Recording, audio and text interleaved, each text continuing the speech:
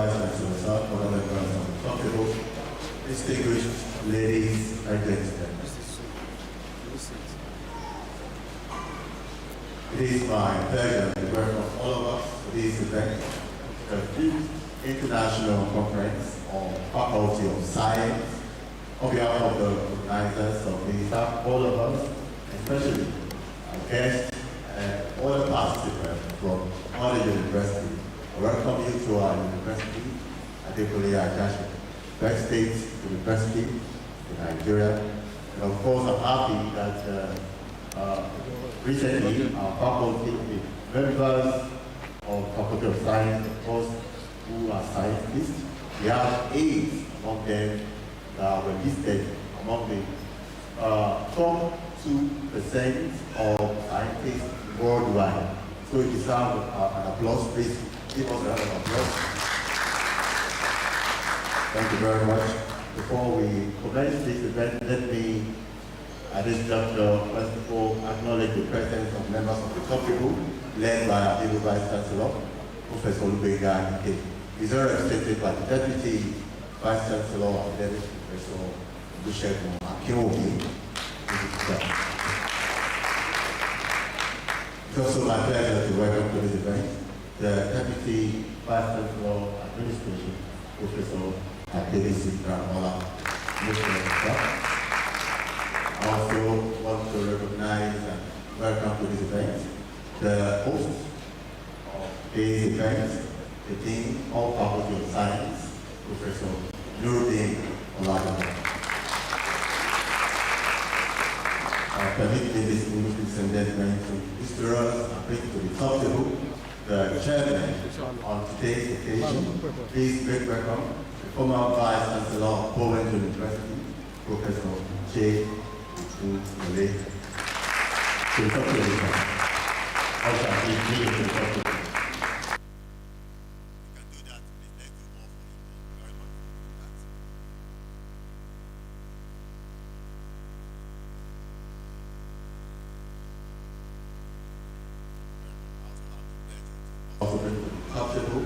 The keynote speaker of this international conference, please make welcome Dr. Tunde Adebola. All shall be given to the topic.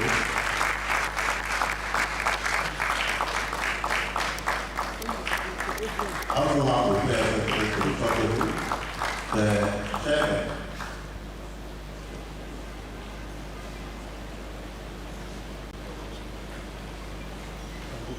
Thank you very much. The chair of the local organizing committee of this conference, please bring to the topic workshop. Let us welcome together Dr. A.G. Olaripo. Thank you for giving us the event a reality. Let me also acknowledge the presence of the former Vice Chancellor of Administration of this university, Francis Oyebade. Most welcome. Thank you very much. Mr. Ajayi, also welcome to the event. Let me also welcome to the event the Dean of Faculty of Agriculture, Professor Emmanuel Mashi. Welcome, sir. Welcome to have you. And other distinguished professors, deans of faculty, head of department who are here. You are all welcome to this event. Without further ado, let's proceed and bring to the microphone the chair of the local organizing committee, Dr. Olaripo, to welcome address. It's been an opportunity now to come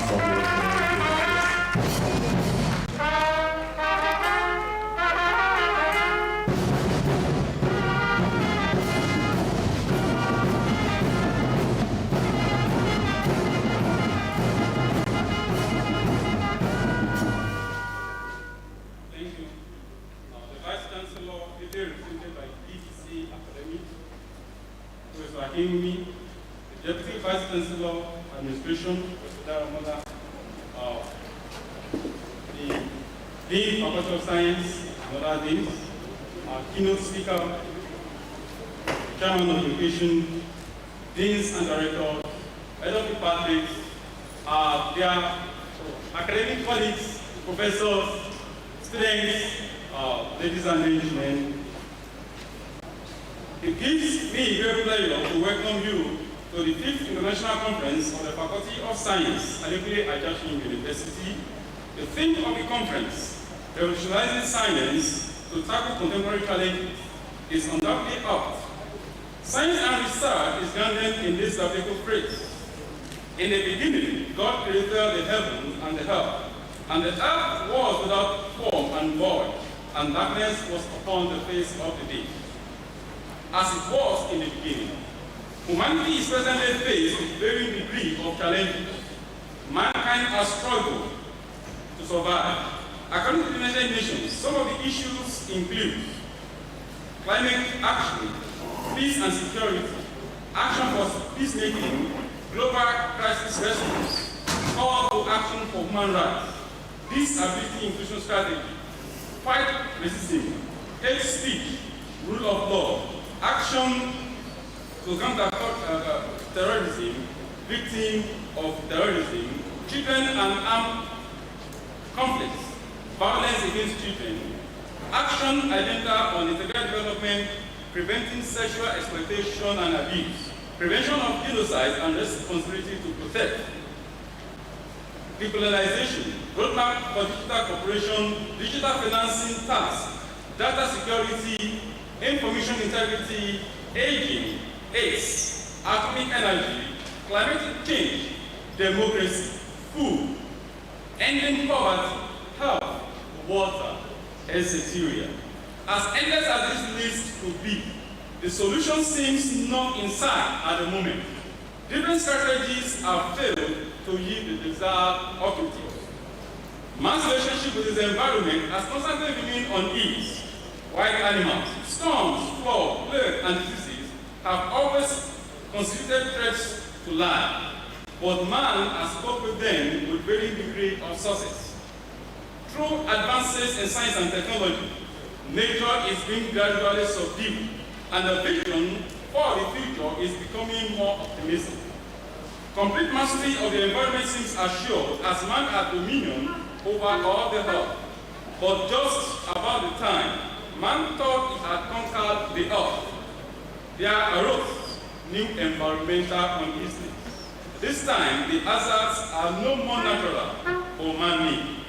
Man's continual effort to subdue and conquer the earth, to exploit and use resources, and to have dominion over the earth has created new problems, which will probably continue to increase in intensity in years to come. Our earth is today threatened with pollution and uncontrollable waste load, which upsets ecological balance. As complicated and intrusive as these very challenges are, we are gathered here at the 5th International Conference of the leading Faculty of Science in Nigeria, at University, Akungba, the award-winning university, to address these issues and provide lasting solutions to this existential threat.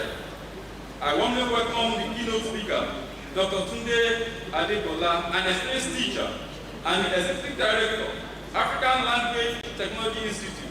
I've listened to him speak about the ancient Nepalese people understand recursive algorithm and how to divide 200 into 3 equal parts using Oduipa. His mastery of the ancient science and the application of indigenous technology to addressing contemporary problems made him an ideal speaker at this conference as we advocate for an Africa indigenous-based technology to rescue the world. We believe it's time for us to step forward. The time is now. The guest speaker for tomorrow, Dr. Naim Olawumi, will be speaking on natural medicine. He is an advocate of healing with the use of local herbs, like the Chinese and the Indians. It's time to popularize our local healing herbs, food, and fruits. On behalf of the local organizing committee, I want to appreciate all scientists who have subscribed to this hybrid conference. It is on record that we have over 150 completed research works for presentation with over 500 researchers from different parts of the world showcasing their research findings in this conference. At the moment, this is a galaxy of scientists, inventors, award-winning researchers, and innovators. I acknowledge the support of the University Management Team, led by our amiable and indefatigable Vice Chancellor, Professor Olubenga Ebenezer Ike. Thank you, Mr. Vice Chancellor, sir, for single-handedly sponsoring the Vice Chancellor's cocktail today. And I want to use our opportunity to invite other principal officers, deans, and directors to the Vice Chancellor's cocktail later this evening at the Vice Cocktail Room. You are invited. The Deputy Vice Chancellor Administration, Professor Clement A. Adaramola, thank you. My dean, whom I served with as the Faculty of Science Sub Dean from 2019 to 2021, and the President Deputy Vice Chancellor Academics, Professor Akinwumi, thank you, sir. Today, your dream of hosting the 5th International Conference has finally come to pass. The University Librarian, the University Registrar, Pastor Olubenga Arajulu, the Bossa, Mr. Toby Urena, and the University Librarian, Dr. Darren Olonfemi, thank you all. Members of the local organizing committee are extremely grateful to the Dean, Faculty of Science, and Obodian, a great scientist and mentor, Professor Nuruddin Abiola Olaweja. All our head of departments, distinguished professors, academic colleagues, technologists, support staff, and our dear students, for the privilege to serve and contribute to making this vision a reality. I must put on record that members of the local organizing committee and all the chairmen and members of the various subcommittee performed excellently, and to them all, we owe the success of this conference. Thank you very much indeed. To all our participants, this year's conference is world-class, both in outlook and content, but we also have to treat you to our local delicacies. Welcome to AUA. Thank you.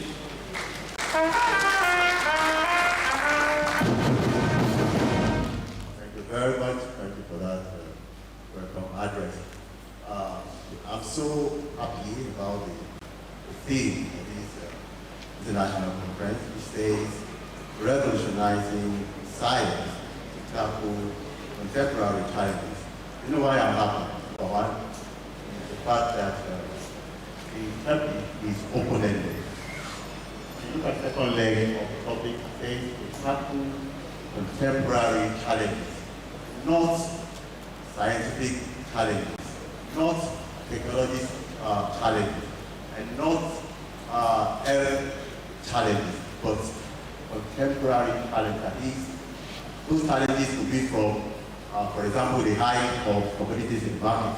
So probably we'll get a solution to the high of commodities in the market today, right there, of this conference. Thank you very much. On that note, I'd like to bring to the microphone the Dean, Faculty of Science, Professor Nuruddin Abiola, for his panel. This is the last for him at the conference.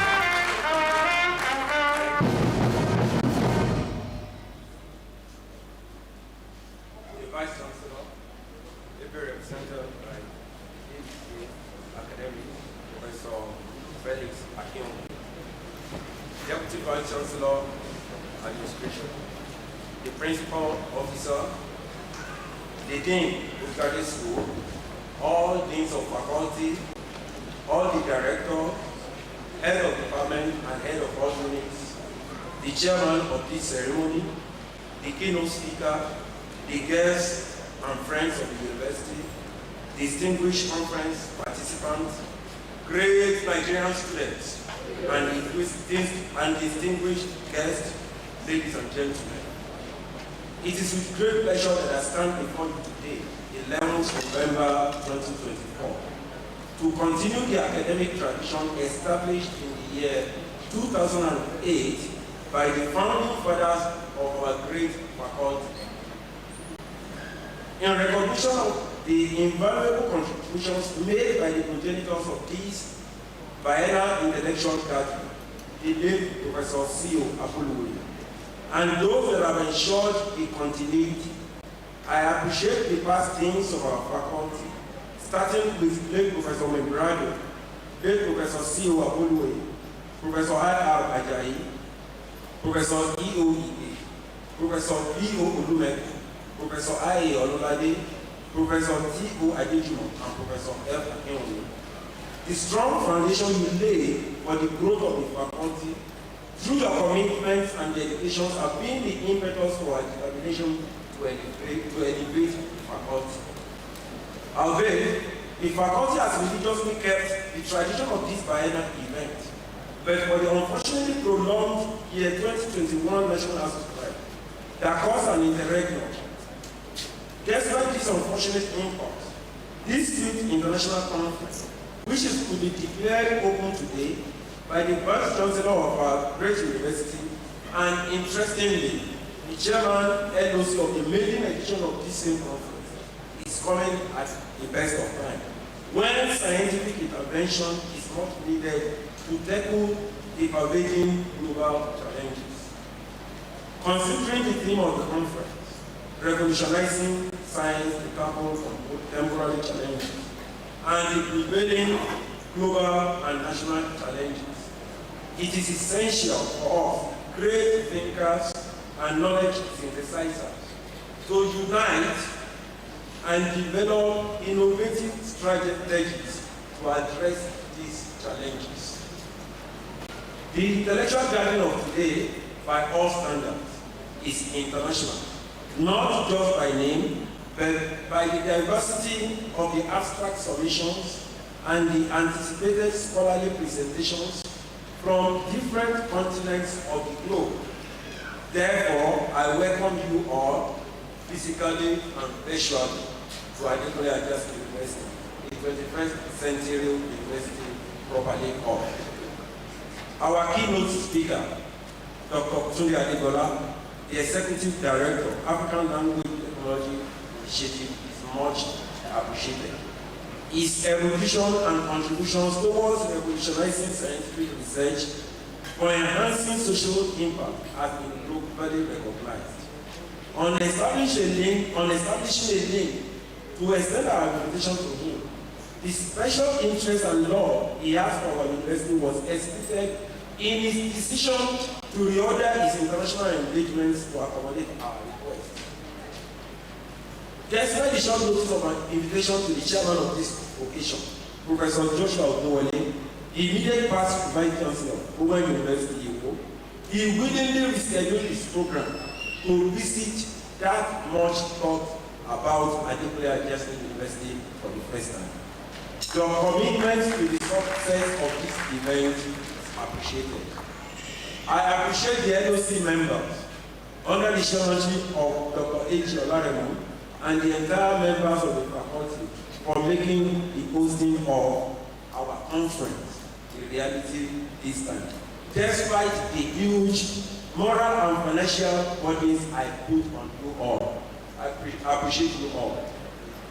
The efforts of the great students of AAUA and the membership of the National Association of Science Students are recognized and greatly appreciated.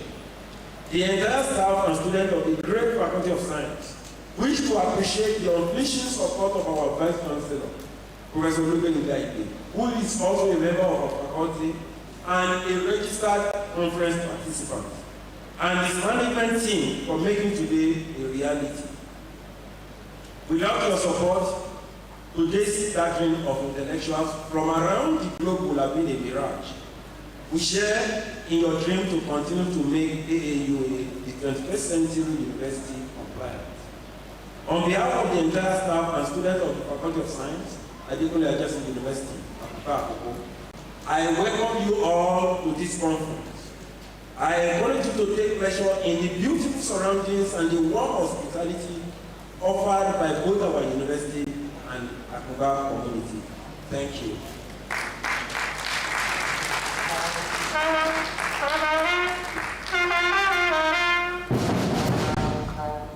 A round of applause for the aim of the day. Thank you for that presentation. Distinguished ladies and gentlemen, my pleasure to bring to the microphone the chairman of today's occasion, former Vice Chancellor of Owen University, Professor J. Wale O. E. Southwest. Please put your hands together as a council for the presentation.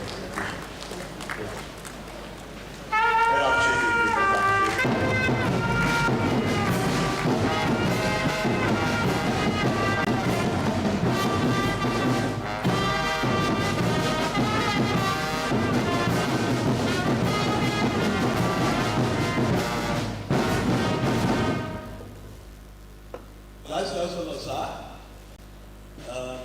ably represented by the ABC academics, permit me to just align as I identify with the protocol already established. Just like the day said, this is my first time at the AAU, and I find it very impressive. Impressive in the sense that thank you for not removing the natural structures around. Thank you for blending nature with the university and the university landscape. I was greatly impressed because the stones or the rocks were still remaining the way they are, very close to classroom and so on. It's a uniqueness of this university. So, students, you are lucky at the time in which we remove every natural design just because we want to look like universities abroad. Thank you for not doing that. We want to appreciate this. Let me also congratulate my friend, the Dean, Professor Nuruddin Abiola Oladebe. He cannot call, and some of us will not start working. Reason because this is an iconic scholar. This is a man that when you talk with him, if you talk with him for 30 minutes, 28 minutes of that talk is on research, is on scholarship. We were both at we were both at Germany at the same time as Alexander von Humboldt scholar, and is a scholar that I really respect. So there is nothing when it comes to scholarship. If he calls, we will definitely answer. Let me congratulate you for this 5th Faculty of Science International Conference. It's one thing to start the first one. It's another thing to be consistent along. Don't be bothered whether by number or by everything. Let's just keep pushing. We will get there by the grace of God. My colleagues, permit me to appreciate you for pushing forward the frontiers of science through promotion of research. And you know, no matter what you are doing, whether you want to revolutionize science, it must be using the values that have been established for science and research, which are rationality, adherence to codes, where idea becomes the major issue we are discussing, not a person, not the ethnicity of the person, not the race or gender, or the God the person chose to worship or to serve. Research does not look at all that. What it looks at is the idea that we are bringing on the table. And also we must allow some kind of what we call constructive subversiveness. And if we talk about constructive subversiveness, you will be looking at our keynote speaker. Somebody who will move away totally from the norm that we all know. You need to do that in research to be unique. These are virtues, whatever we are doing, we must allow to flow free so that science will thrive. In the fourth industrial revolution, there is a need for us to actually revolutionize science, particularly in Africa and for Africa. African universities may need to shift towards focusing on research for development and the science that has a human face. This is very crucial. If university must actively champion this phase, then it will help us to repatriate some of the gains of our research back to the university. Many times we throw research results out in journals and so on. Other people benefit. Other nations benefit. Other groups benefit. But most of our government, our nation, and even most of African countries don't benefit. And so the onus lies on the university, such that we must do everything possible so that we can make money also from some of these research products that we are pushing out. And I need to say, without mixing word, that innovation, commercialization, and even entrepreneurship must have the new figure in our schools so that our ideas and innovation must get to the market. That is when a scientist, a scholar, will be able to live well. That is when the university also will take you serious, because when your research work and your research product, the university is also making gain. So it is at this point that I feel that we should also begin to focus. Even as we disseminate reports to results of our research to our students, I just want to pause to say, while we were coming, we were discussing, including one of your staff, we were talking about failures and so on from the Gen Z of this generation.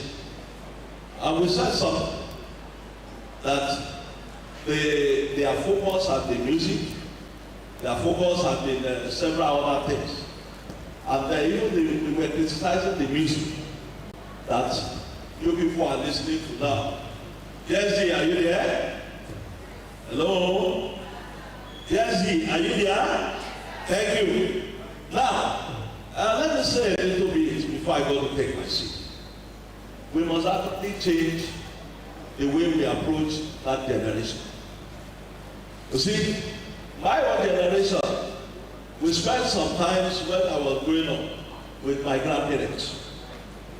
And so my grandparents would always, in the night in the village, tell me that, hello, that is story. And they will tell you once upon a time, there is a tortoise. It's always a tortoise story. And they will describe the tortoise to me in such a way that the first time I saw the picture of the tortoise, I did not ask that, what is this? My question was, is this a tortoise? Okay? Because they were the first teachers that helped to expand my imagination.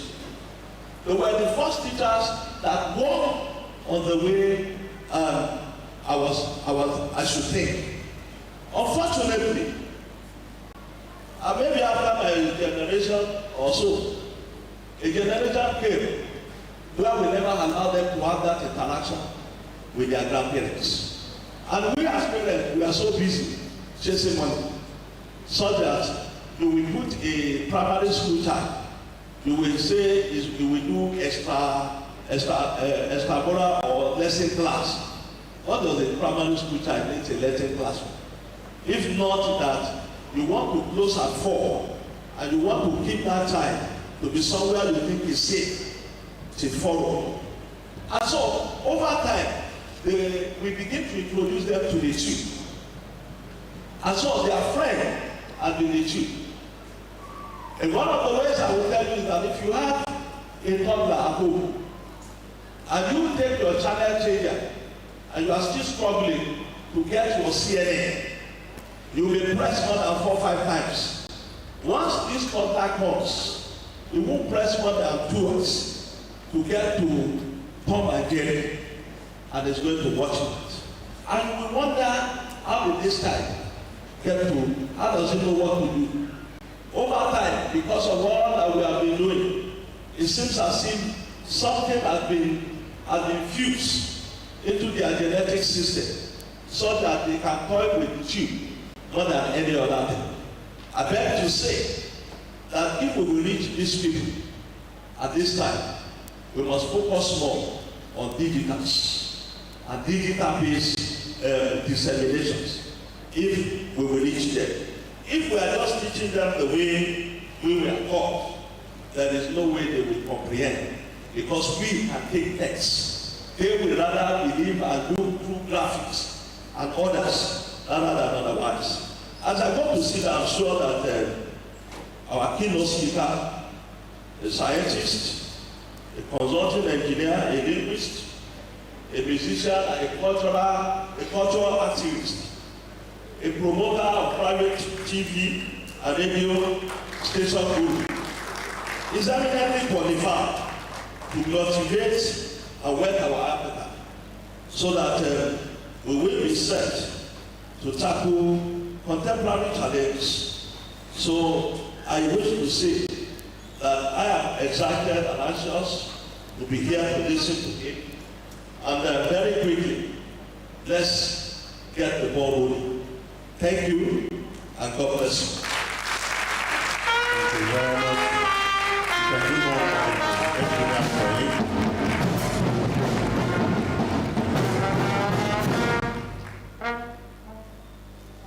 Thank you very much. Let me welcome the University Librarian, Dr. Yebisi Oloru, to this event. Thanks for joining us on the event. Thank you for us. Right now, the Vice Chancellor will address this gathering and declare the International Conference open. Before then, the Vice Chancellor has also asked that all the participants at the third floor there, everyone at the third floor, please occupy the front seat.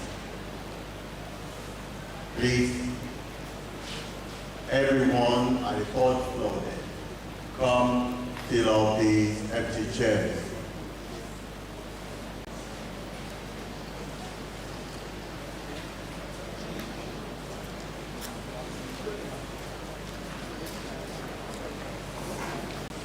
Vice Chancellor is waiting. Please let's do that so quickly.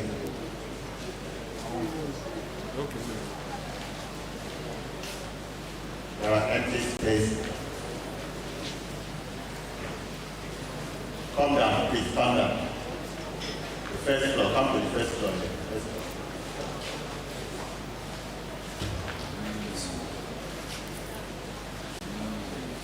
I can see some people at the third floor there.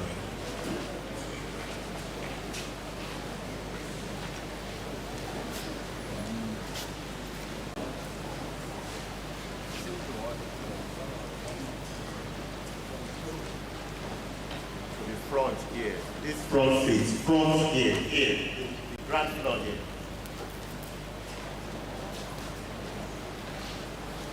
Hello, we are not done yet. To this ground floor. Please go at the back here. Please come to this ground floor here. Please come here.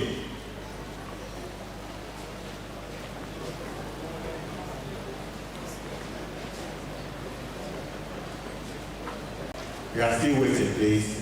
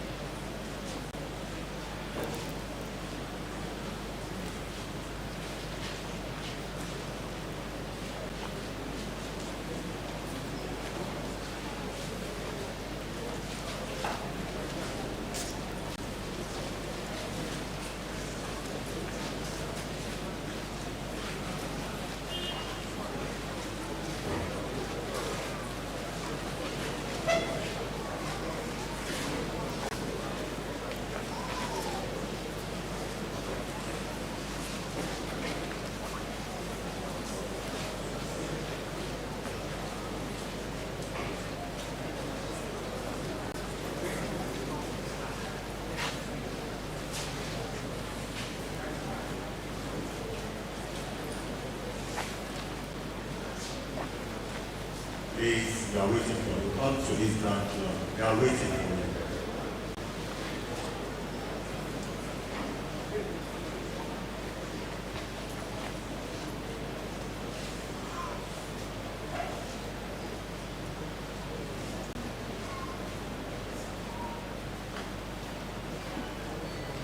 All right, at this junction, let me bring the microphone, the Vice Chancellor, Professor Lubegai, the Research Partners, the Vice Chancellor of Academic Professor Michel Akeomi, to address us, as well as the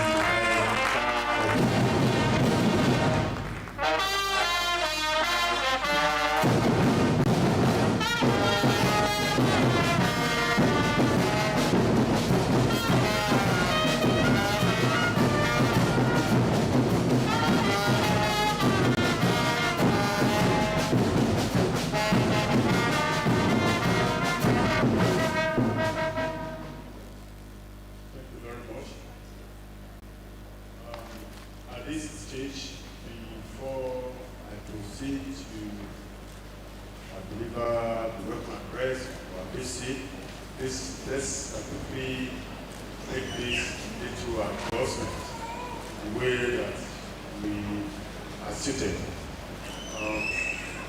The Community FC has requested us to fill in the empty spaces ahead of us.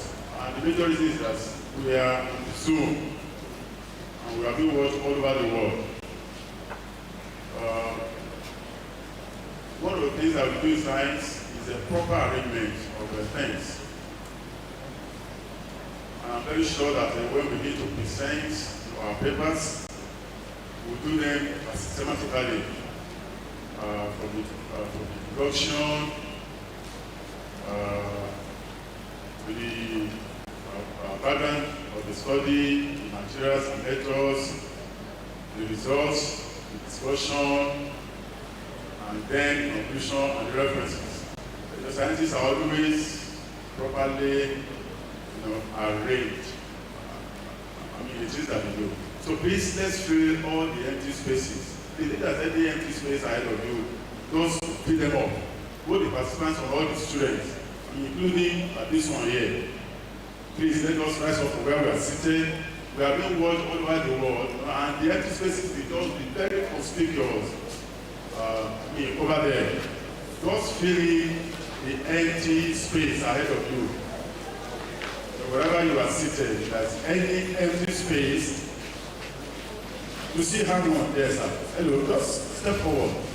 You are number one candidate, not the number two. Please, let's take that quick adjustment.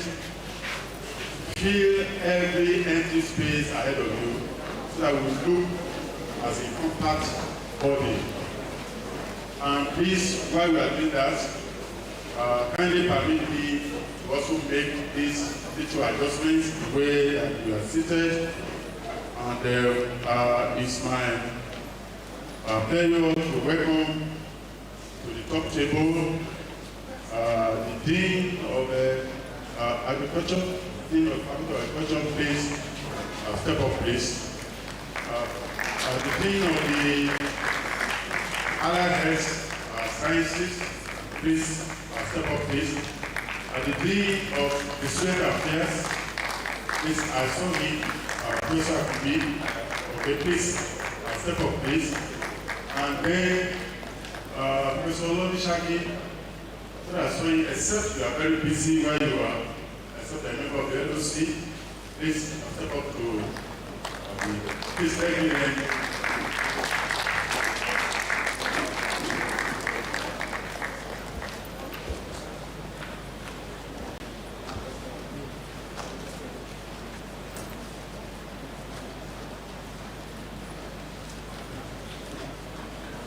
The EDC admin, Professor Ramola, the University Librarian, Dr. Mrs. D.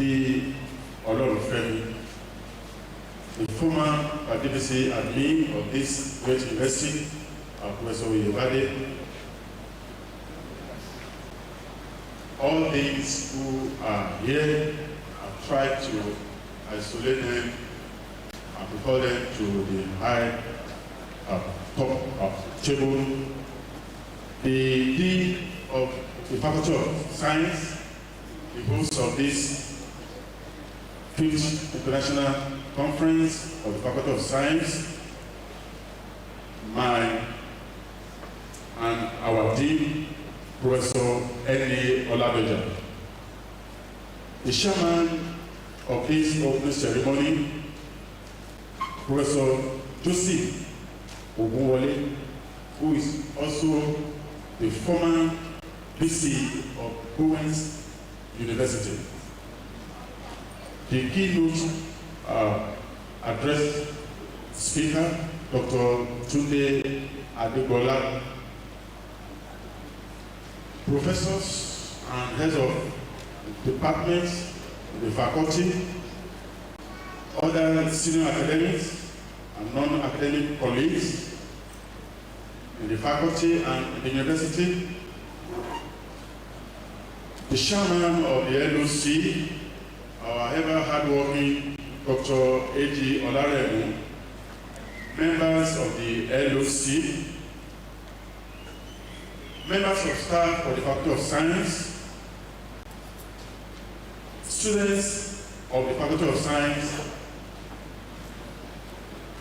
all the prepared presenters,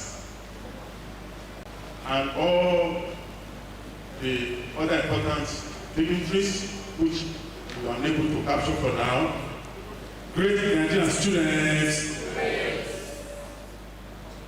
on behalf of our BC, who is unavoidably absent due to very pressing official assignments outside the university, I want to welcome you to this opening ceremony of the 5th International Conference of the Faculty of Science. The conference really started yesterday with the arrival, and we are grateful to God that we have the opening ceremony. As has been noted earlier in the other speeches, we were to have this a couple of years back, but we got God all the glory that is taking place right here, even while we are still here. Shall we clap for that? The BC is, here in all up to 3 times after we had the welcoming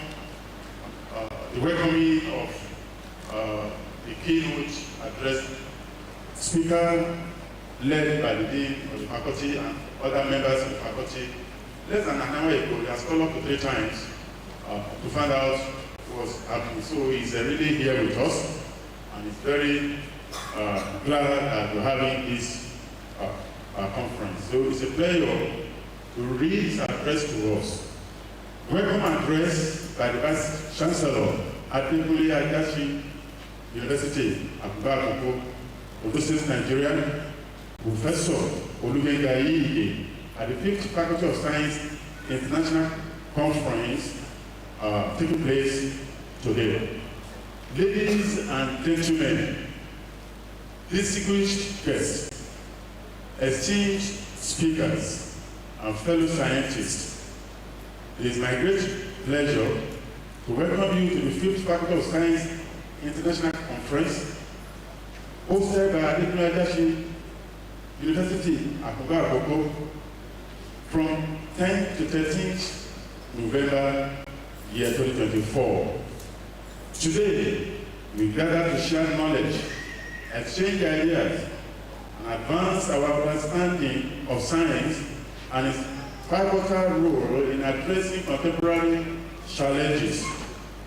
First, I would like to express my sincere gratitude to our keynote speakers, session chairs, and presenters for their valuable contributions. Your expertise and research will undoubtedly enrich our discussions. I'm also delighted to see such a diverse gathering of experts from various countries and institutions. Your presence underscores the global importance of scientific innovation in addressing pressing challenges. To our delegates, thank you for participating in this scientific dialogue. Your engagement is essential to fostering collaboration and sparking innovation. As Vice Chancellor, I'm proud to say that our university is committed to advancing research, collaboration, and knowledge sharing. This conference exemplifies our dedication to the university's vision and vision. This year's conference focuses on a wide array of scientific fields as reflected in our sub-themes, including food security, governance and politics, energy and sustainable development, law and policies, biomedicine, and others. Our sessions will cover these critical areas, showcasing cutting-edge research and addressing some of the most pressing issues in science today. Throughout the conference, we will explore these topics, debate contemporary issues, and chart future research directions. I encourage you all to engage in meaningful discussions, build new collaborations, and share your expertise. Our goal is to facilitate knowledge sharing, promote interdisciplinary collaboration, and inspire innovation solutions. As has been noted, the theme of the conference, Revolutionary Science. We are at the stage now that we cannot continue to rely on the way that we used to do science. We continue to explore how to get more fuel. You know, when we know the escalating rising costs of fuel, particularly in Nigeria. And we know that it is our time that we started to revolutionize science. And so on this note, we are very glad when we saw a couple of days ago in the same faculty, Department of Physics with Electronics, that they are not talking about how to add value to fuel distribution or how to raise more quantity, but on how to use something else. Also, how we can use, we need to use batteries. I'm able to power our bikes. You know, those are the things that we should be doing, and we expect that paper deliveries will uncover in this conference. Before we begin, I would like to acknowledge the tireless efforts of the local organizing committee and thank our sponsors for their support.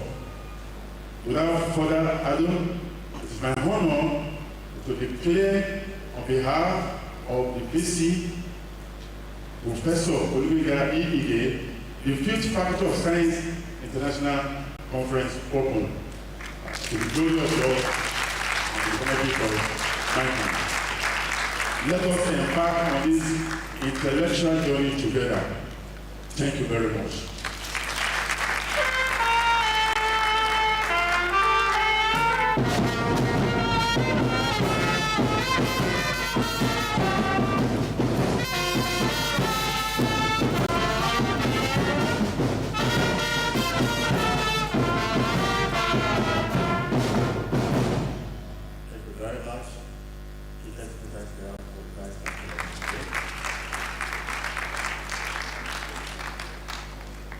To acknowledge the presence of Dean Faculty of Computing, Professor Esso Olatunji. Thank you very much for joining us. At this juncture, distinguished ladies and gentlemen, my pleasure to bring to the microphone Dr. Abayo, present the citation of the keynote speaker and invite him for his presentation. Please put your hands together as the council.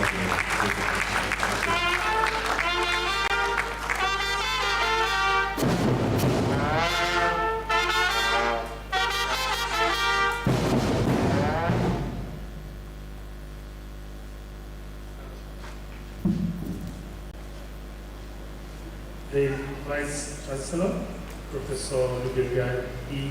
Ige, ably represented here by Professor Felix Akiwomi. Please permit me to stand on the existing protocol. It is my distinct honor to introduce our keynote speaker, Dr. Tunde Adebola. Dr. Tunde Adebola is a research scientist, consulting engineer, and cultural activist. He holds a bachelor's degree in electrical engineering, a master's degree in computer science, and a doctorate degree in information science.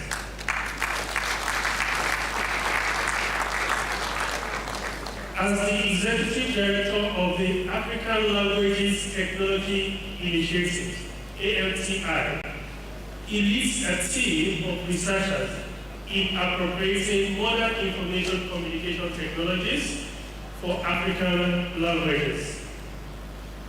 His research interests lie at the intersection of information science, telecommunications, and linguistics, investigating, amongst other things, the exploitation of speech, surrogacy, and other features of African tone languages in speech technology and telecommunications.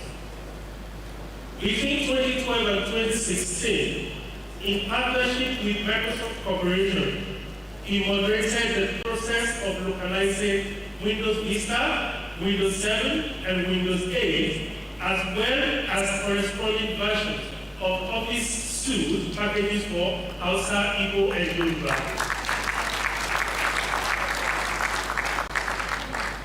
Prior to his present position at ALTI, he contributed to the development of cellular automata transform as a research fellow at Innovative Computing Group, Ohio, United States of America, developing schemes and algorithms to exploit psychoacoustic phenomena in the application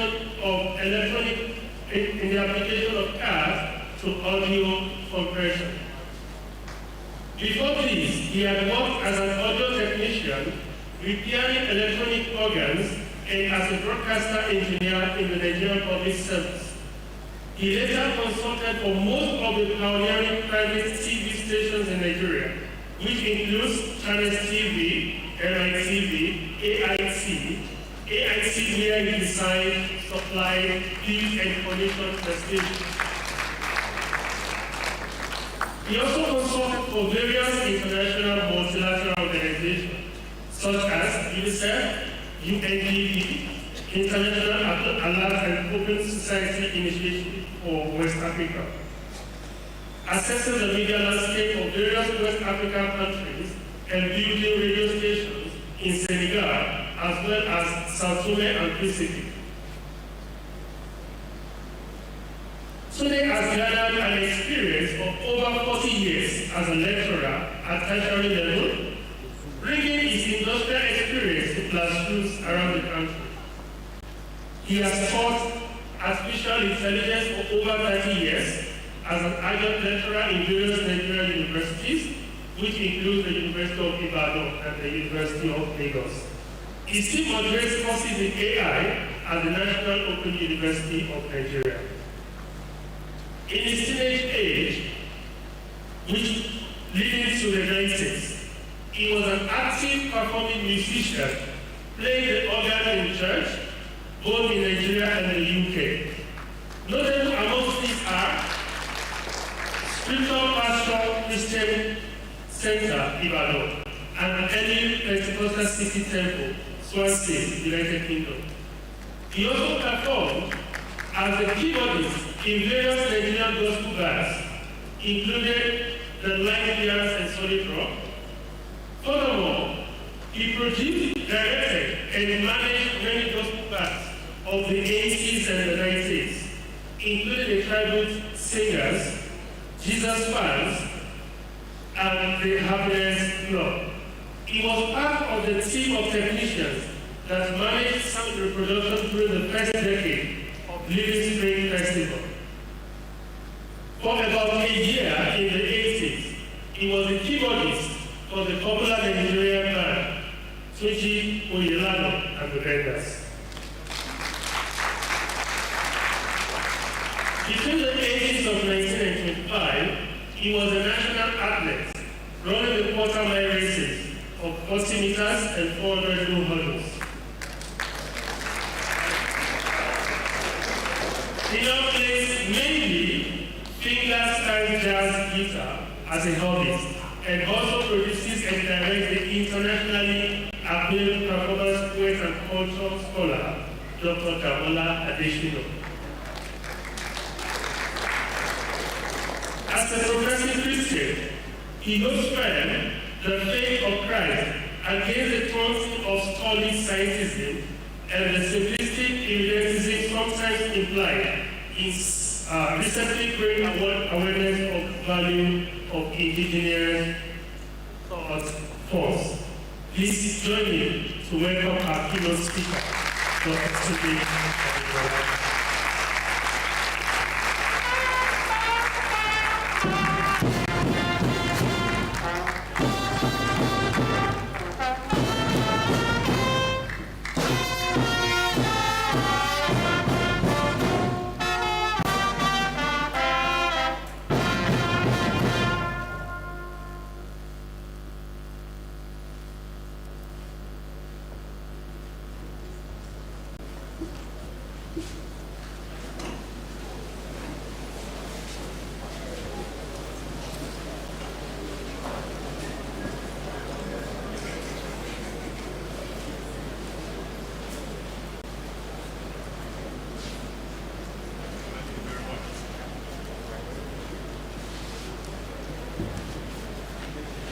Thank you very much.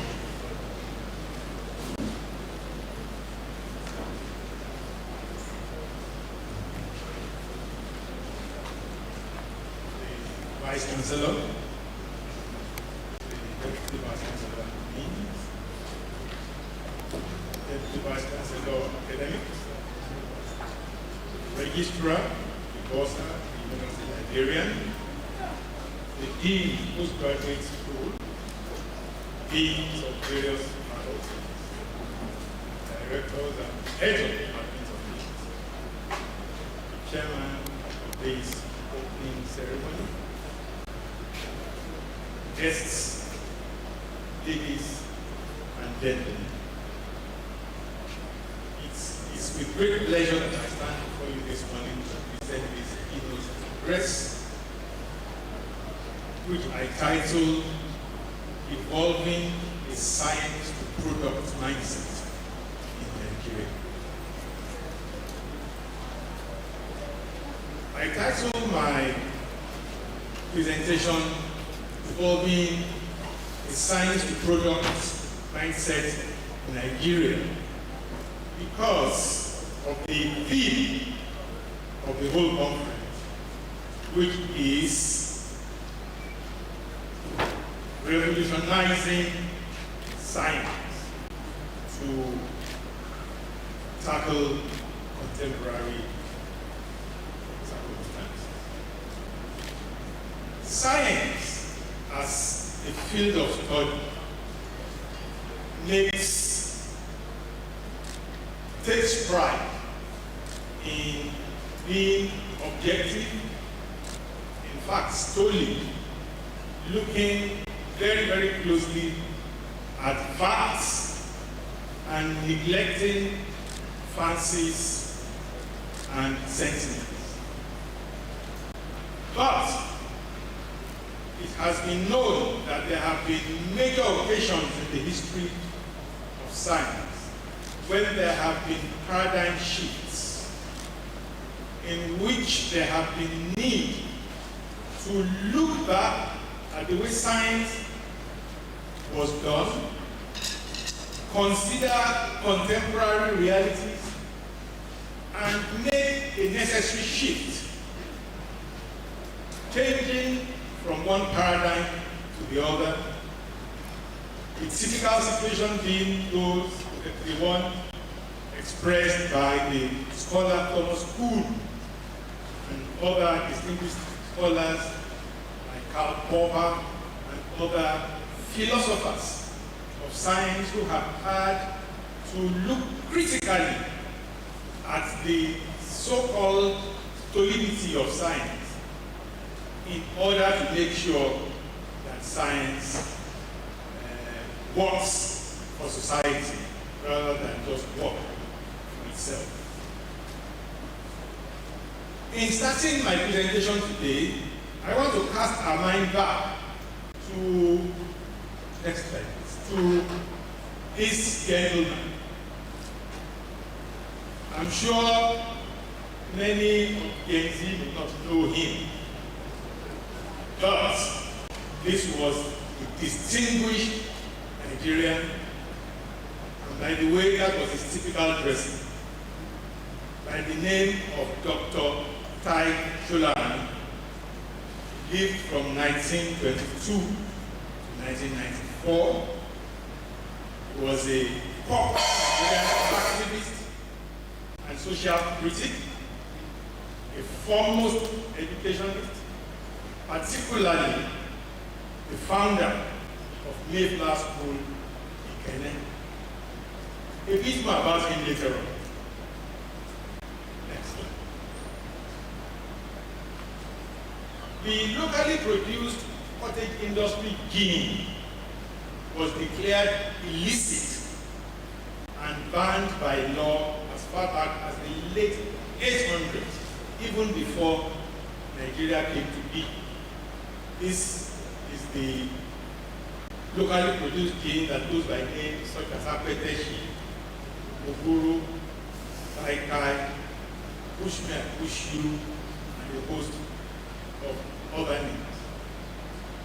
This illicit gin was produced by a simple yet effective distillation process of evaporating and condensing ethyl alcohol, that's ethanol, obtained from fermented palm wine. Ethanol has applications in manufacturing, the making of many other chemicals, in medicine as an anti-infective. That's why they use spirit to clean surfaces of your body before you give injections. Also, it's used as an antidote to methanol overdose.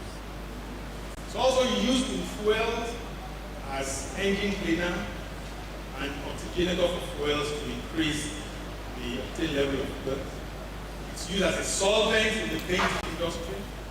It's used in cleaning, in the making of soaps and other cleaning preparations, and above all, it is consumed as an alcoholic beverage.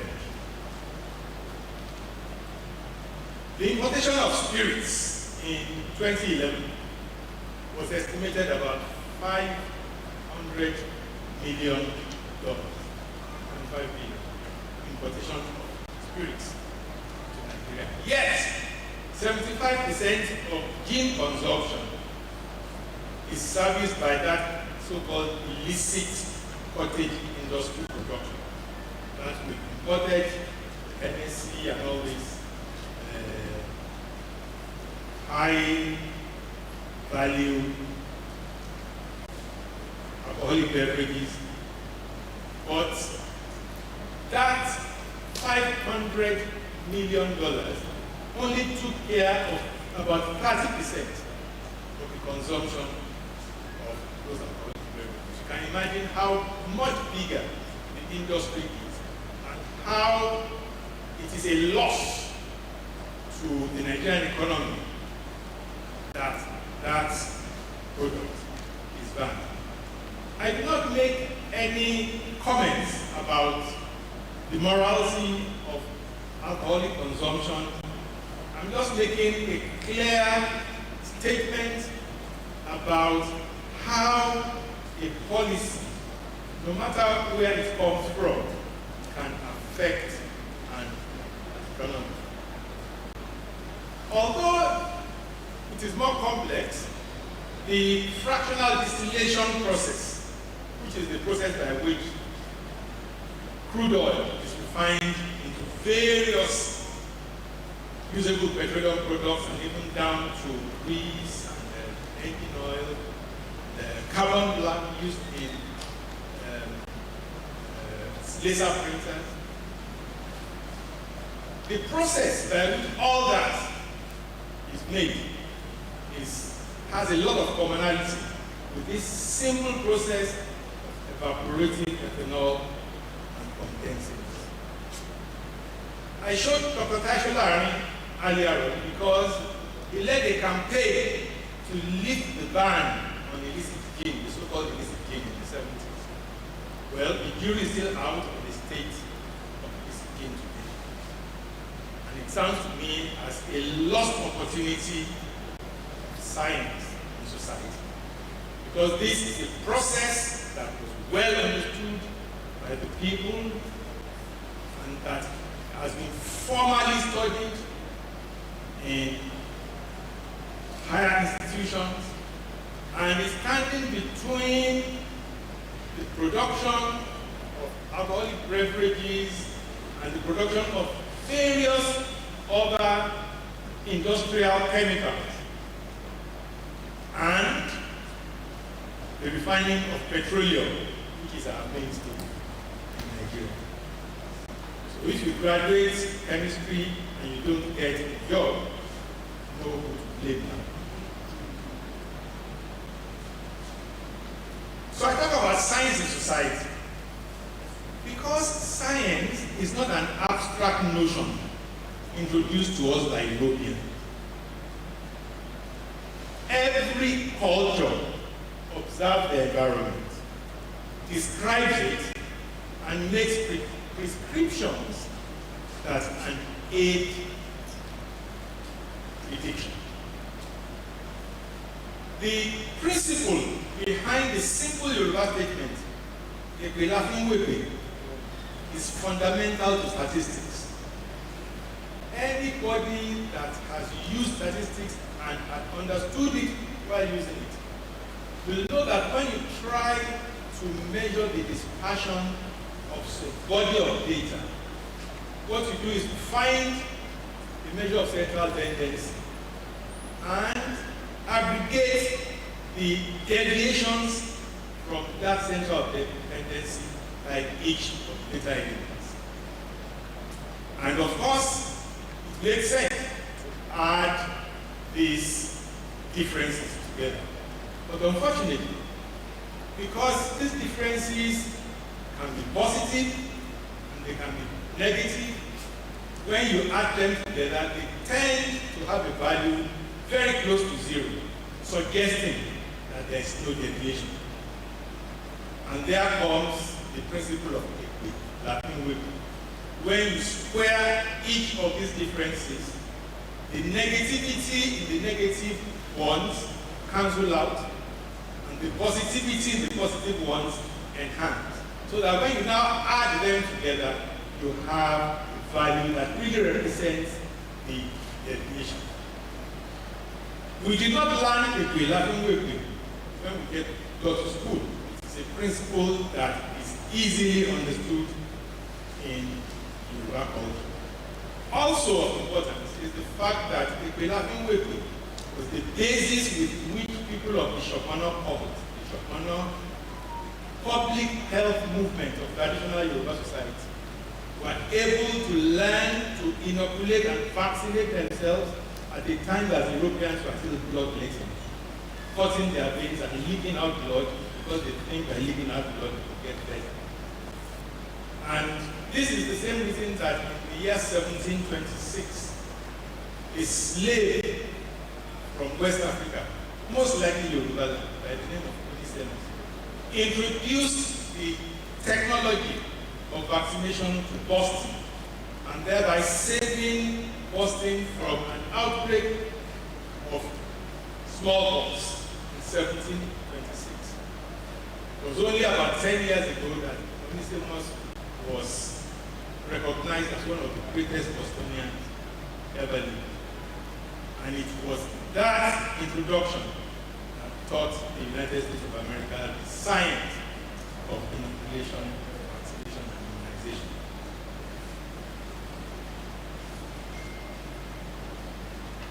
Most Yoruba people would know that those who have studied the esoteric science of the vaccine, it is the name of Babalawo. But anybody that has studied elementary physics knows that that's an expression of Archimedes' principle of rotation. It is a principle. The fact that it was expressed in orature does not reduce its scientific essence. Tikiba Wolugi Tokelagoge explains the data structure of stack in computer science. These are simple statements that we tend to overlook and not give a thought to, but are fundamental statements that have defined the world of science and technology. That is what I refer to as science in society. And it goes of us to ensure that the science we teach within the four walls of the Iron Tower reflects knowledge that already exists outside the Iron Tower, such that we don't end up like the young man that graduated first class in Agric and was told to name 10 species of yam in the language spoken in the city where the university that he got his first class in Agric is situated, and he was not able to say out of the Obia, such things. That is traveling in our education. When we start seeing science in society, and when we understand science from the points of view of science in society, we are not likely to explain Oyibo whenever we encounter a technological feat. It has nothing to do with it. It is Imo. It is not Imo. Educate basically. And it can be taught in any language. Mathematics was not invented in English. In fact, it was taught to the English for many years. It was taught in English in Latin for many years. It was when they realized they were not understanding it that they converted to learn it in English. Those of us who are still learning science in foreign languages will take a cue from what the English did and turn England, Britain into Great Britannia, and Wales. We look at Nigeria as a developing country. So what do we mean by development? We can present development as a complex, multifaceted, positive change phenomenon that is characterized by social, environmental, political, and economic objectives. Development is about creating a better world for all citizens based on advances in skills, knowledge, and capacity. It requires an understanding of the fundamental principles by which nature works. Principles such as principles such as principles such as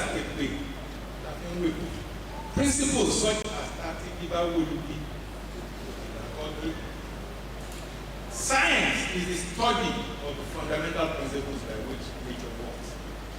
It involves about the natural and social world through a systematic process of observation, measurement, and experimentation. But somehow, when we hear science, we think not good. Science is about observation, it's about description and prescription for the purpose of prediction.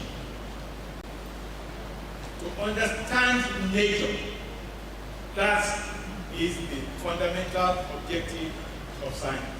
But beyond that, it is to facilitate control in technology.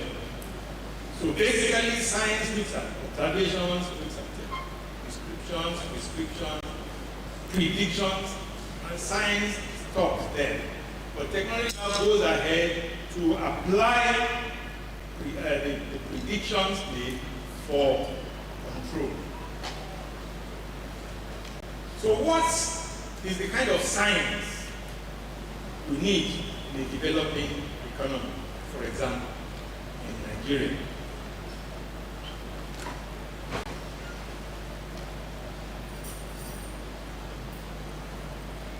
Any country, any economy, any environment where there is a low impact of science on society, it is indicative of a lack of development in Nigeria has had faculties of engineering for more than 60 years. But the vast majority of Nigerians, particularly women, fluid dynamics is an issue in collecting water in a container from a stream and putting it on their head and walking to their home. Millions of years ago, bamboo pipes were conducting water in Egypt.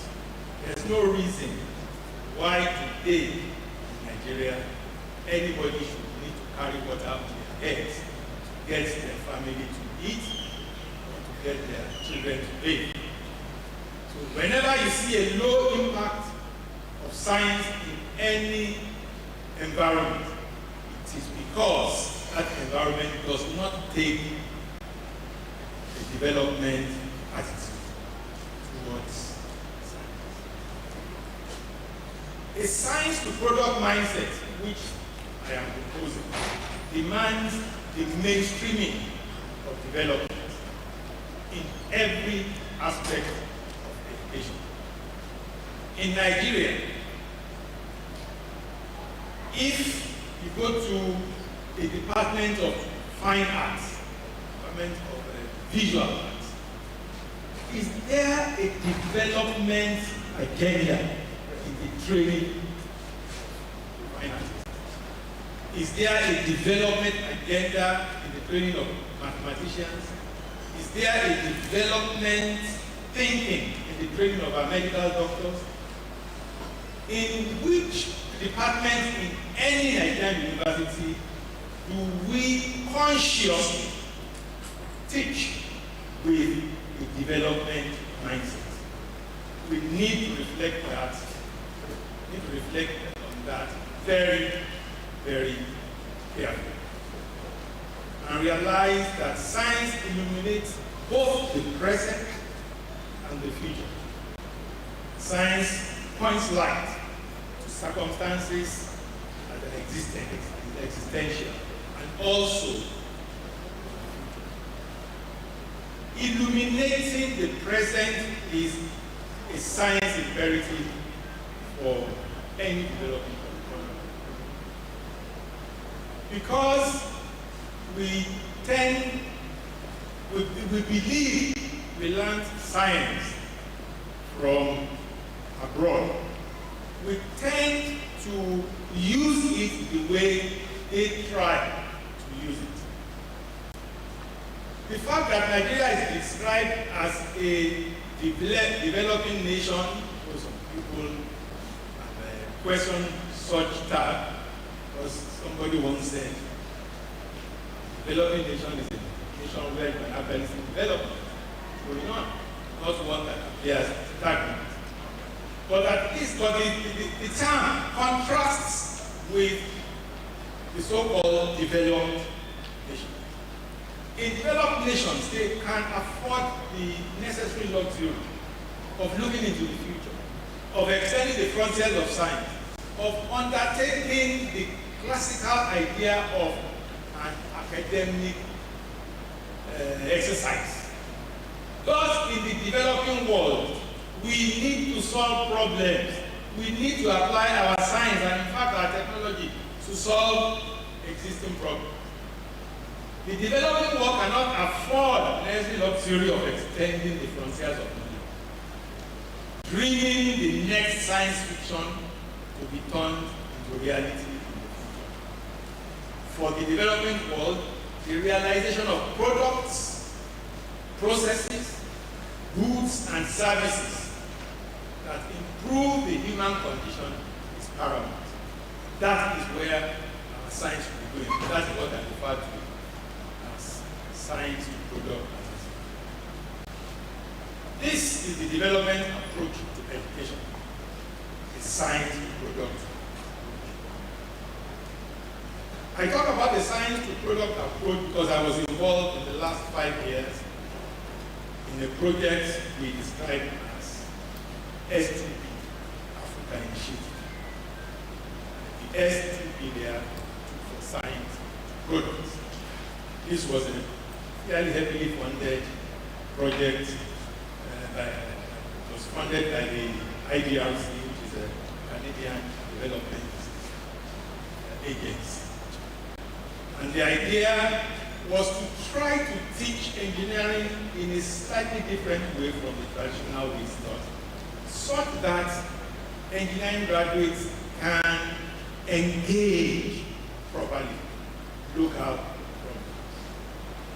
Science to Products Africa Initiative take the position that when a young Nigerian sees a product that has failed, he is not qualified to say fake product. What he should do is take the failed product, engage analysis, determine why it failed, and work against future failure. That was the kind of thing we were doing in Science to Products Africa Initiative. And after about 3 years of using that method to train young engineers, we had an international engineering design competition, which was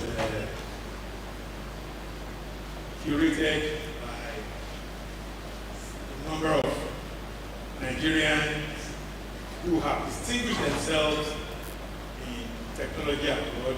One person who worked in General Electric in the aerospace engine department, another Nigerian that present the vice president of CUMI, the maker of generators,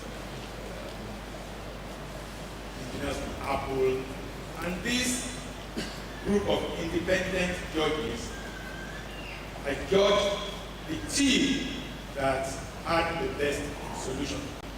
And this was a team that designed from scratch a micro hydro electric generation plant with which they powered a village called Oye along the Ogun River around Lagos State.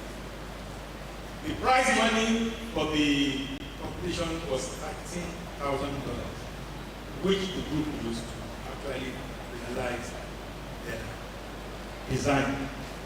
This was overwhelming evidence to us that the need to make the change is there, and the change can happen and can make real things happen.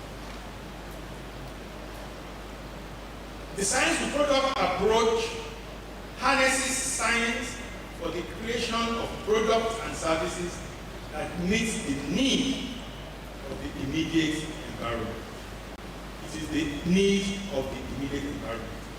It is a holistic approach to solving the educational challenges of indigenous and pre-industrial communities in Africa. It empowers scientists and technologists to turn challenges into opportunities for entrepreneurship. Science and technology is the application of natural principles to improve the human condition. Craft is a product of human ingenuity. When somebody thinks something in their head and they make it, that fundamentally is craft. So once in a while you'll see on social media a young man who is cutting shapes, able to attach some motor to it, and after a number of tries, this object flies. That is what we refer to as craft. What stands between craft and technology is science. It is not enough that we are able to cobble something together and it flies. Technology demands that you predict the way it will fly, you predict how it will not fail under predefined use conditions. And it is science that provides facility to do that. So science is the link between craft and technology. There's a whole lot of craft around the place in Nigeria. But the science to turn that craft into technology is lacking. And we need to start looking at science from a science to product point of view to be able to fill that gap. Engineering is the science of technology.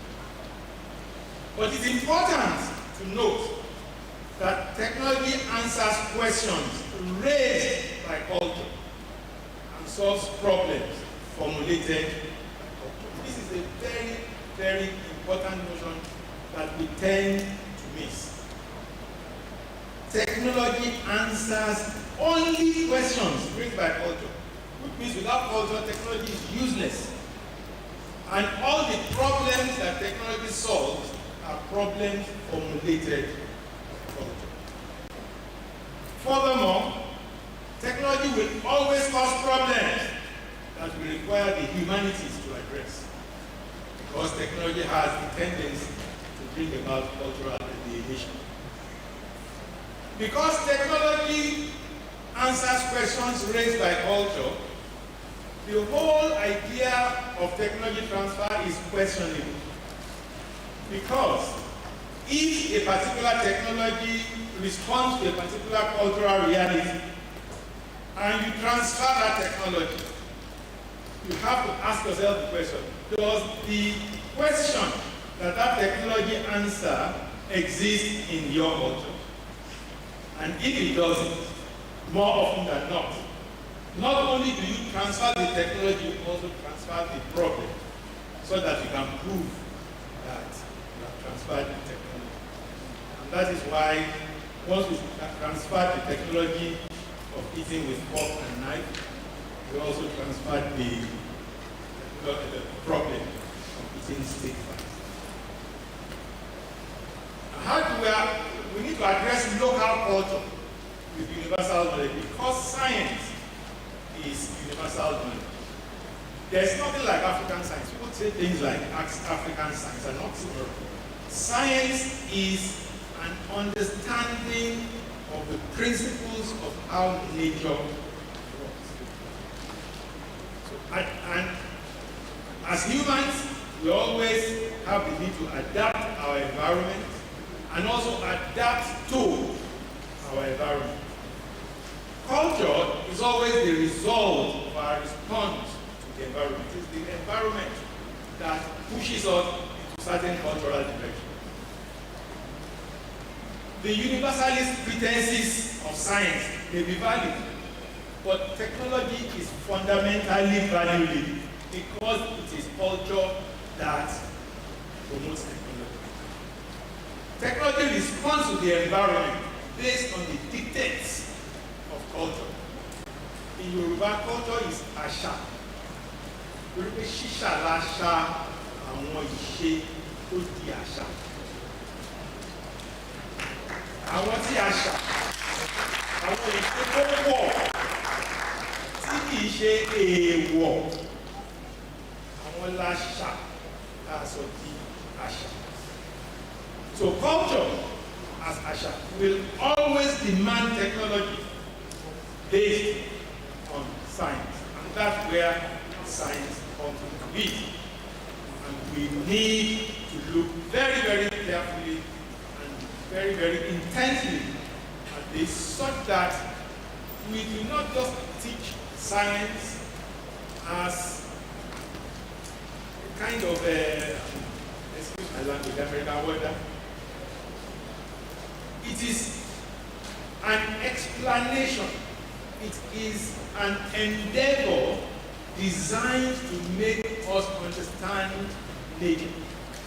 It is designed to make us understand our environment such that we can adapt that environment and also adapt to the environment. Adaptability is one of the fundamental characteristics of all living beings, not the less humans, because of our ability to apply intelligence to the process. So, realizing that technology answers questions raised by culture, we should erase the notion of science as something done abroad that we do not now want to try to. It is a need, it's a quest to understand our environment such that we can make predictions about the behavior of the environment and use that to improve the human condition. Have you noticed that the foods we eat, we tend to eat them as colloids? A colloid is what results when you try to force starch, for example, to dissolve in water. So, you grind corn, sift it, remove the cellulose, and you have a body of starch left. And you struggle and struggle and struggle to dissolve it in water, and starch refuses to dissolve in water. And you probably have learned that if you increase the temperature, maybe it will dissolve. That's increasing the temperature, and the chemists are not going to tell you. What will happen is that what you thought would be a solution will become a color. And that is how Ogi became a cup. That is how Gari became a lamp. That is how Elubo became Amala. That is how Ishu became Iyon. They are all processes of colloidation in an attempt to dissolve starch. We need to understand our science from that point of view. Relate it to our everyday life, in fact to our sustenance, to our survival, because if we do not have access to these, we are compromised, our livelihoods are compromised. We should not see science as something so far from us. Each time we make our life, we are going through the process of colonization, as explained in science. And that is why we should domesticate science and make it respond to our needs, to our everyday demands for living productive. There are various other examples of science in society that I can make, but for lack of time, let me go quickly to talk about genomics, which is one of the most advanced areas of science. Genomics is the study of the totality of the genes that make up an organism. And the advances in genomics have now turned biology into an information science. The advances in genomics have made biology respond to a dichotomy of the so-called wet lab and dry lab. The wet lab is the lab where you put a frog on a platter and you dissect it and you're trying to look at what is inside it. Whereas the wet lab is when you sit in front of a computer and you have collected lots of data and you are now number crunching, trying to find meaning into the various arrangement of genes. We have this perennial problem of the mal area, which is where the raw material comes from. When Europeans lived amongst us and had problems, they declared our environment a mal area, bad area. And that's what I believe that as scientists, we need to take the genomics of Plasmodium very, very seriously.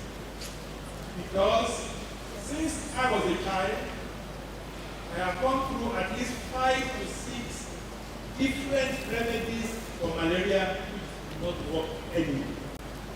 Started with Apoquine, chloroquine, ibuprofen, all sorts of things, insecticide, and haloperidol. And as we are going on, the Plasmodium is always ready to mutate, to thwart this. What is it? What is in the genomics of Plasmodium that makes it so susceptible to mutation?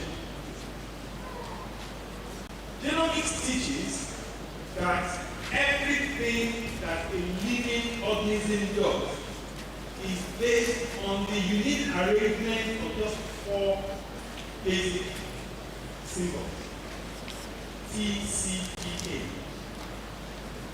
A. And the complex arrangement of various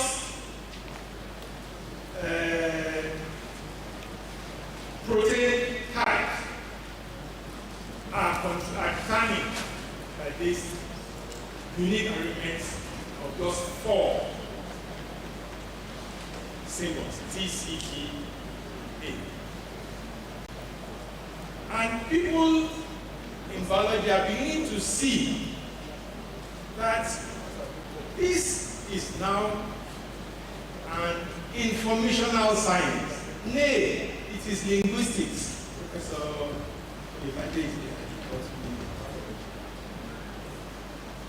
and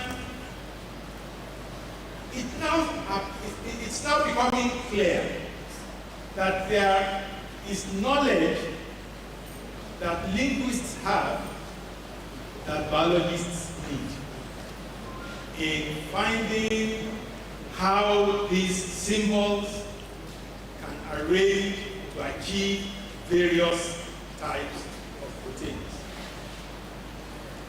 The question is, how are we bracing up to this kind of challenges? Are we sufficiently prepared to see the biologists taking courses in linguistics, or the linguists taking courses in biology so that they can understand the interface in these things?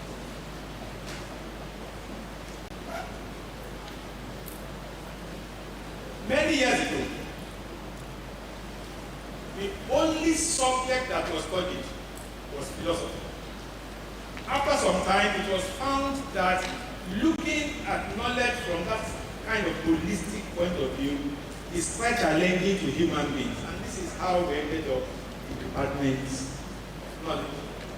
And it was found that it was quite facilitating when you study maybe chemistry, well, you have a kind of control over what you are studying, and you tend to understand it better. When you study biology, yeah, you have kind of control over what you are studying. But as you are making progress, you find that you are expanding from that center where you started, moving from the center to the periphery. So as chemistry was moving from its center to its periphery, so was biology moving from its center to its periphery, to the point where there became an intersection between the circles of influence of chemistry and the circles of influence of biology. And that was how chemistry worked. Now today, our chemistry appears a no-brainer. We find it comfortable to see chemistry and biology working together. Biology and linguistics can work together with no less facilitation. We need to uproot ourselves from the traditional modes of departmental territorialism, in which you believe that anybody that does not belong to your enclave of knowledge is somebody from a totally different knowledge tradition. I remember when I was doing my PhD many years ago, I was trying to solve the problem of how to turn spoken Yoruba into written Yoruba automatically with a computer. And it dawned on me that each time a Yoruba person goes to a party, drummers call his name. And for those Yoruba people who are referred to as Oluti, who will hear what I say. If you don't see, they start abusing you and be dancing. So it dawned on me that if it is possible to speak the language with a drum, then I should not make the mistake of trying to do Yoruba speech recognition the way English was done. Because if you say hand,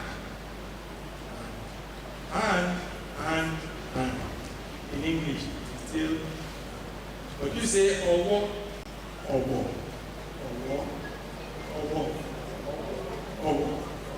means different things. So when I thought that is a problem that needed to be solved, I then decided to go an apprentice with a talking drum. And my pioneer became Ayoyodoran.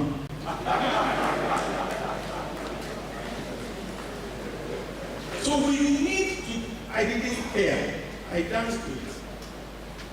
But today, I understand how to turn in Yoruba into written Yoruba, and even how you can turn written Yoruba into spoken Yoruba. So that if you send a text message to your grandmother saying, "Eshora from your legacy," and she can't read it, now give the message to the son of your legacy to read it. So that is an existential. In Nigeria today, the National Bureau of Statistics tells us that we have about 70% literacy. And I was reliably informed that that data was acquired by, to ask somebody, can you read and write? Yes. Rather than, can you read and write? Yes, write a name. So I find the 70% done. But even at that, if we have 30 illiterate people in the society. It means that the 70% who are struggling to live their life are carrying the weight of those who are still illiterate. Yet, there is now computer technology that can solve that. Lend the Department of Computer Science. Throw yourself into that. Collaborate with the Department of Linguistics. Collaborate with various other departments to look at problems which you have algorithms to solve, you have data structures to manage, but you do not know exists. And people who have problems, they understand very well, but are not aware of algorithms and data structures that can deal with them. This is the essence of collaborative scholarship. Cross-disciplinary, interdisciplinary scholarship, which is the only way to advance knowledge beyond the limitations that this our present situation of departmental territorialism has put us. So how are we raising up that? Nigerian scientists, back scientists all over Africa and the world, we need to look carefully at this and make the necessary adjustments. There are many other challenges that demand domestication of science and technology. We are in the best position to solve these problems because they are our problem. As I said earlier on, the mentality of technology transfer in which we are hoping that we just be playing education here and somebody abroad will be solving our problem and be learning because we have money. It's gone. We are in the best position to solve our problems and we must organize ourselves to solve our own problems. Science is not a way of doing things abroad. It is a universal understanding of the way nature works. And even though nature tends to work in a universally consistent way, environments will manifest differently, and each of us has to respond to our environment. Every society has to understand and subdue its own environment. Science is the key. Science is the key that enables us to subdue our environment and apply the principles we have learned to improve human condition. Our science must yield products that adapt our environment and adapt us to our environment. Thank you very much.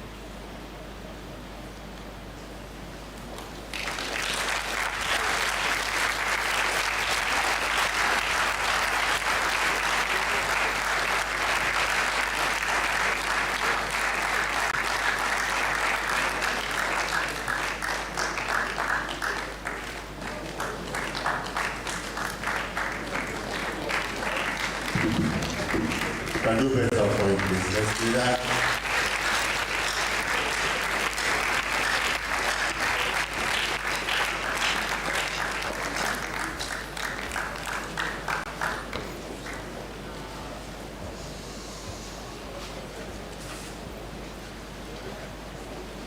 When we hear science, we stop thinking advanced country abroad. Science is not a way of doing things abroad. That is over. So science is from here. Can bring out the best of children all over African nations. Thank you very much. Let's put that together for the keynote speaker.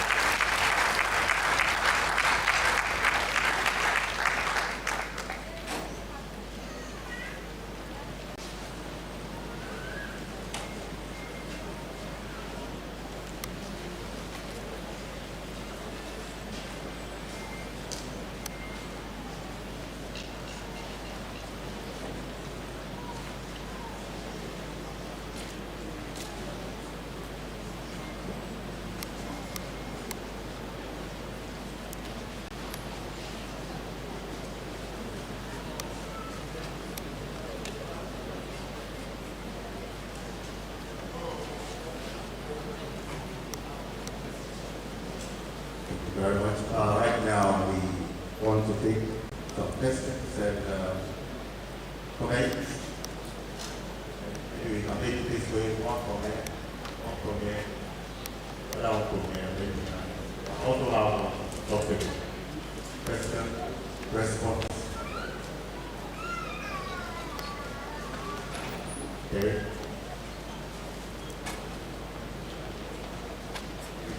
So, Saeed, for the first question. Tell us your name, your department. I am Dr. Jayala from the Department of Earth Sciences here in the University. I have listened to the lecture, which is highly exciting, encouraging, and a clear exposition of the reasons why we need to domesticate sciences, researches, commercialize, and also as well be proud of what we have and what we are doing. It takes me to what Dr. Tunde Adebola said as regards the issue of the illicit gene, which was, I think, he did mention Professor Dr. Tai Sholari, who led a protest or a campaign against this. It took me immediately, I flashed my mind. Maybe Dr. Tunde Adebola is aware that here in Ondo State, we are blessed with some other resources. I am talking in the areas of, let me say, botanicals. The biologists will know what I'm saying. Here in our here, and some other parts of where we call a brain nutting, we have a lot of cannabis. And I do remember that the late governor of Ondo State, a case of blessed memory, through shed light and gave us expositions. At that point in time, it was everywhere saying commercialization. Why do we have this here? And it's been abandoned. I want to say that I'm not sure our students who are in the pharmaceutical, probably in the biological sciences, or in allied health sciences that is about to come, will be privileged to carry out some analysis on the contents, the chemistry of what we call the cannabis, which is wasting and could be a source of income, not only to the state, to the federation. One. Two, he talked about technology transfer and propulsion. That is, these are things. Putting together our technology, if they are in conformity with our propulsion. Of reason, those of us who use the media, we see what the magnificent innovations that have been made by Tesla, that is Elon Musk. Now, I don't need to marry a woman to get a child for me. I can hire a robot. Dr. Jai, please, your question. Just go straight. I can buy a robot to conceive for me. Maybe because I believe he has, the robot will be more reliable, trustworthy than the woman who is born. So I want to say that now, if that is sold to me as a proper Yoruba man, should I buy that idea of marrying a robot to give me a child? Thank you. Thank you very much. Next question, please. Hey, what? Yes.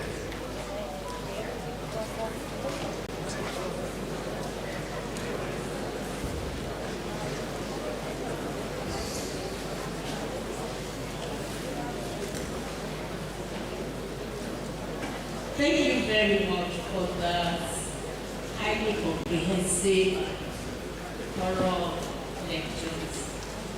God bless you, sir. Sir, I'm actually, my name is Afoladi from Puna. I'm actually concerned with the statement the speaker made that low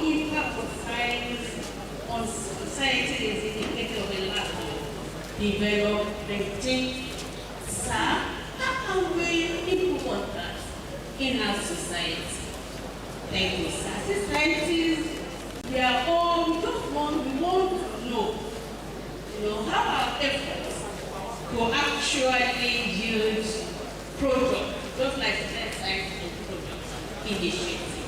Thank you, sir. Very much, Alex. Okay. LOC Secretary.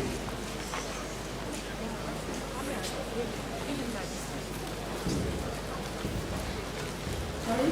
Thank you, sir, for your presentation. While presenting, you try to tell us that it was the bridge between art and technology science. Now, what is now lacking to turn that science, to turn that technology to science? Maybe to turn science to technology. Now, what I want to now ask is that when you are now mentioning what sense abbreviation or and so forth, because the area of research I'm working on tailors to apply, can you contextualize embeddings for Yoruba language. And I'm still having issues in how can we have different vectors to represent all these languages at different ways in different contexts. We have Iga. Maybe you can share your edering knowledge to understand how to have different vectors for the same words in different contexts. Thank you. Thank you very much. Is there a microphone flying to speak?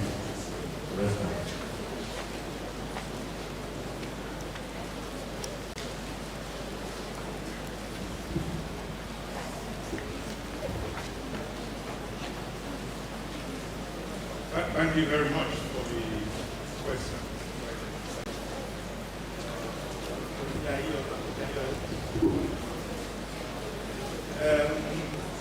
You will, talking about, because your pointed question is I should be a counselor and advise you whether you marry a human. You will recall that I said that every question that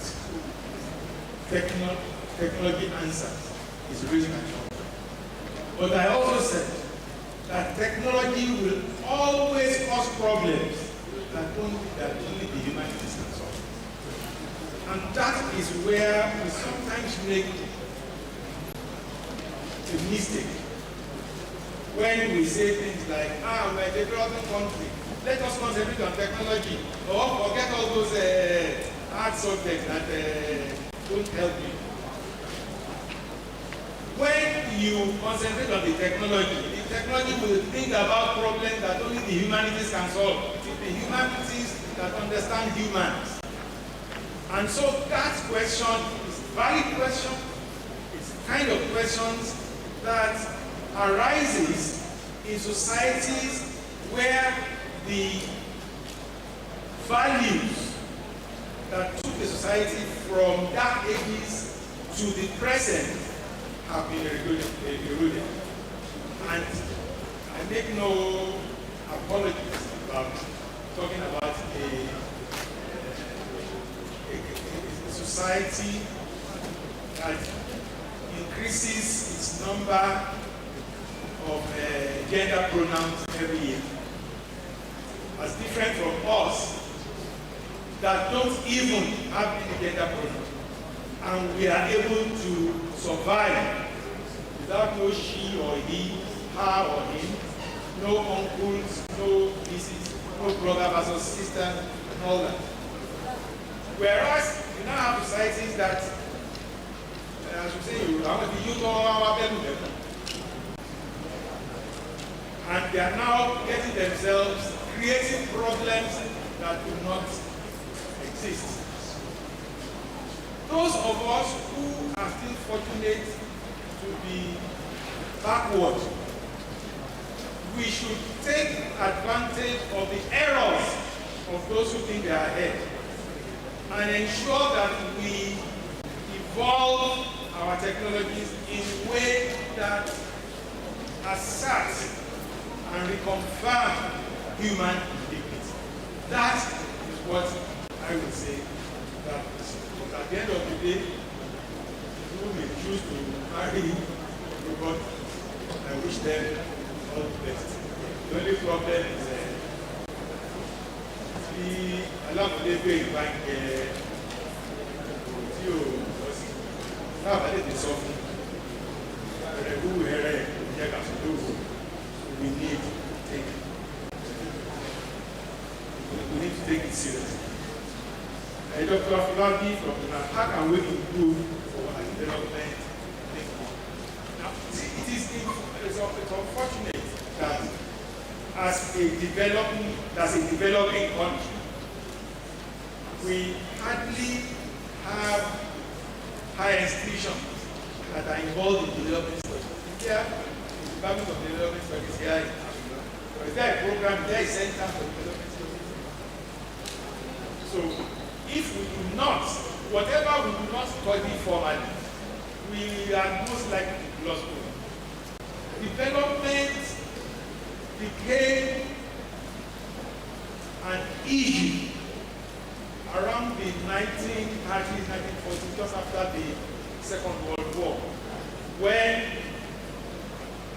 the question of the circumstances of the so-called colonies of the so-called First World became an issue for careful consideration. And so development studies has been there for a long time. And if you want to get involved in development studies today, you are more likely to find programs in the so-called developed countries. Whereas we, the developing countries that need to understand development, are not living up to the expectation. So in order for us to be able to understand development and mainstream development in our education, we need to understand development. And the way to understand development is to address it studiously. It is an academic discipline.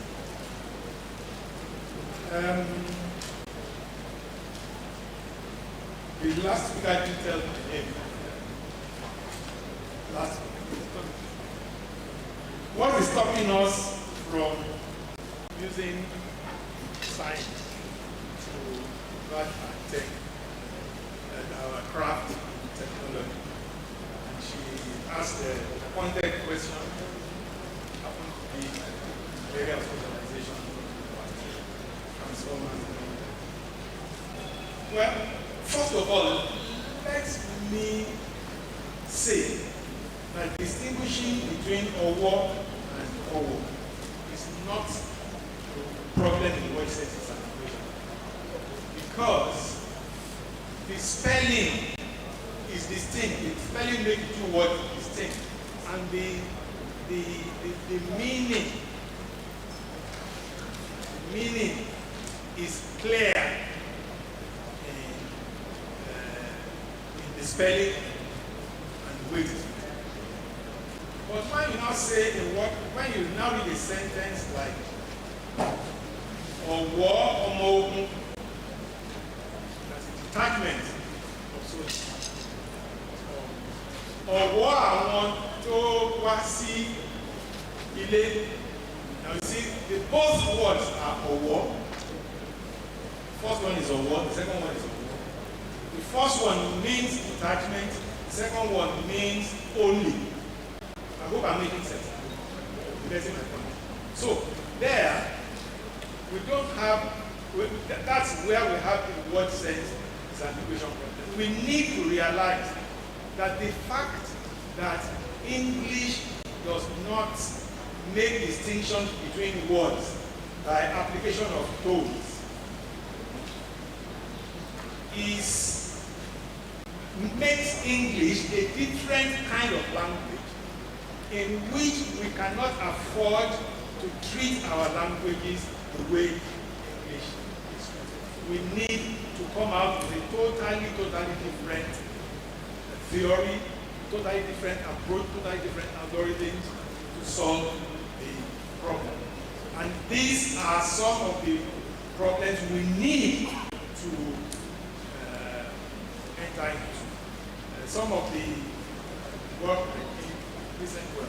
My last PhD student was looking at how to automatically find how a word was created and was developed. For example, you say a word like come and coming in English, go and going, say and saying, give and giving.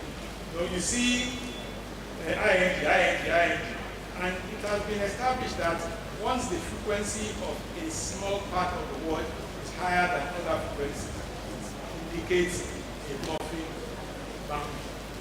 But in Yoruba, when you want to say something like blood, people going and coming, for law it is still law, for it's people, shade, she, why is the one? So where is the ing? Where is the repeating part of it? So the thing that you attack with is as frequent as what you attack it to. So that is the kind of problem that these are the kind of problems that we need to look at critically and devise methodologies to solve them. That's the clarion call I'm making here, that we can't afford to just transfer technology, just take whatever has been done to English. It will not work because our languages are different. We don't work the way English or French. I hope we can talk.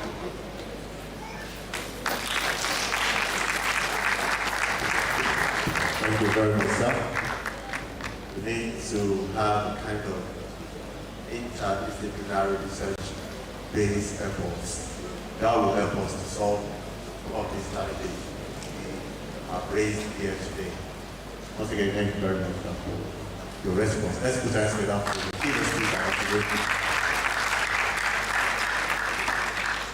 As we close shop on today's session, let me invite the Secretary of the Global Organizing Committee, and of course the Head of the Department of Biochemistry, that is X-Day, Children, all the thanks. Capture the student of the thanks.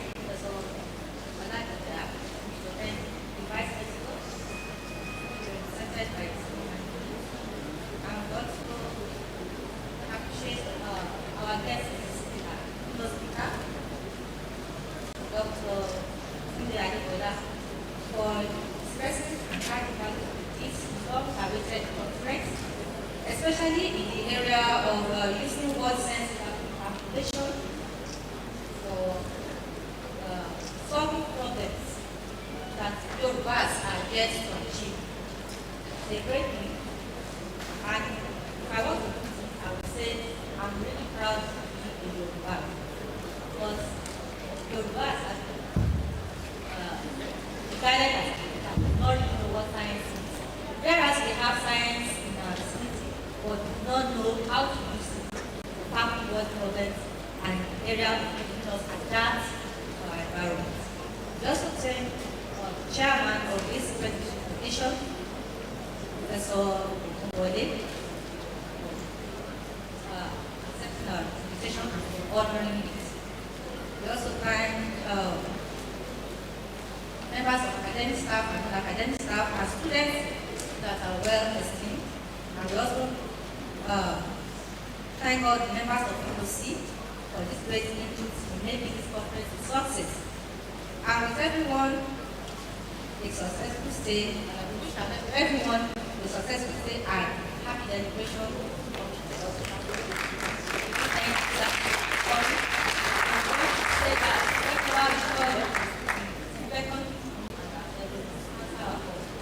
Thank you so much. Thank you very much. President Abhishek Sir, distinguished ladies and gentlemen, we are home and dry as far as this session is concerned. It's time to take the anthems in reverse order. Take the national, take the AU anthem first, followed by the national anthem. Heritage Live. After which, we take the photograph outside.